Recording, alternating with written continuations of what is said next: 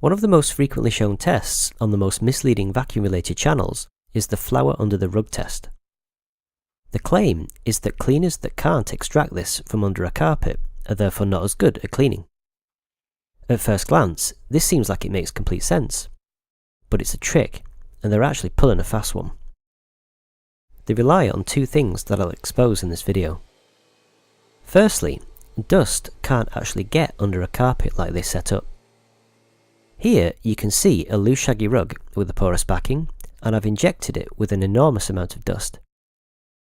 Even patting it down and trying to mash it through, it just isn't coming through the back. No matter what, that much dust and sand simply doesn't get under a carpet. Artificially putting it there like the tricksters doesn't represent any real-world situation a vacuum cleaner was designed to deal with, so it's a complete deception right from the start.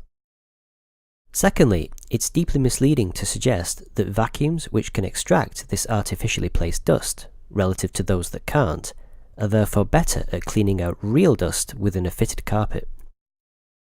Testing shows that loose shaggy rugs are much easier to clean, and most vacuums considered higher end can perform maximally well at removing dust from within the pile. The reasons why are discussed in detail in the description links.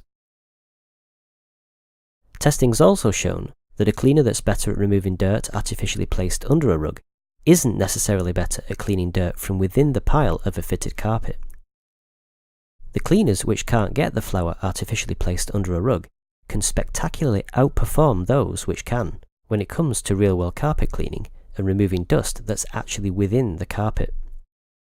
Again, the reasons why are discussed in detail in the description links. What the tricksters do is take advantage of and prey on a viewer's lack of understanding of how vacuum cleaners work to remove dirt. By only using loose shaggy rugs with a porous backing, they're eliminating a huge difficulty that vacuum cleaners face. Most of the carpet's resistance to airflow is removed with this type of flooring, and this bypasses the need to have high suction to achieve high airflows through the pile. This overly simplified situation is presented as though it's true for all flooring, but it isn't, and that's the first trick they hope you don't spot. Then, they create a situation that's both unrealistic and that can take advantage of this special case where suction isn't needed.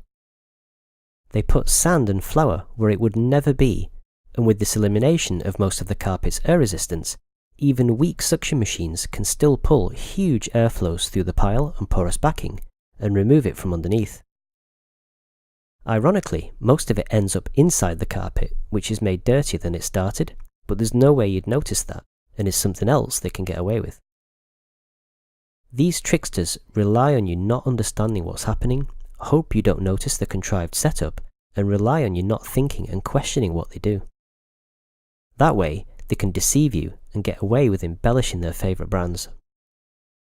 It's snake oil, and so many fall for it, but now you know how it's done, just like a magician having the magic trick revealed.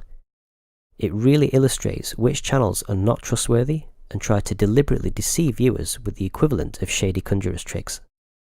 Make sure you look out for it and don't let them get away with trying to trick you. Nobody likes a scam artist. I hope this video helped you to spot this common deception, and thanks for watching.